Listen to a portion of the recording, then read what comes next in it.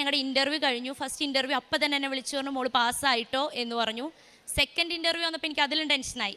അത് വന്നത് നമുക്ക് UK എന്നാണ്. അപ്പോൾ അവിടുത്തെ ആൾക്കാരുടെ ലാംഗ്വേജ് ഒന്നും നമുക്ക് വലിയ പിടുത്തം കിട്ടത്തില്ല, അവരുടെ സ്ലാങ് ഒക്കെ വേറെയാണ്. അപ്പോൾ ഞാൻ വീണ്ടും ടെൻഷൻ അടിച്ചു. പക്ഷെ ആ വന്ന ഇൻ്റർവ്യൂവർ എൻ്റെ അടുത്ത് സംസാരിച്ചത് നമ്മൾ മലയാളികൾ സംസാരിക്കണേക്കാളും സ്ലോ ആയിട്ടാണ് സംസാരിച്ചത്. ഓരോ വാക്ക് എടുത്ത് പറഞ്ഞ് കുറേ നേരം എൻ്റെ നെറ്റ് പോയി. അതിനൊന്നും ഒരു പ്രശ്നം അവർ കാണിച്ചില്ല. ശരിക്കും റിജക്ഷനാണത്. അപ്പോഴും അമ്മയും അപ്പച്ചനും ഉണ്ടായിരുന്നുള്ളൂ, അവരിരുന്ന് പ്രാർത്ഥിക്കുമായിരുന്നു. ഞാൻ അങ്ങനെ ഇൻ്റർവ്യൂ പാസ്സായി.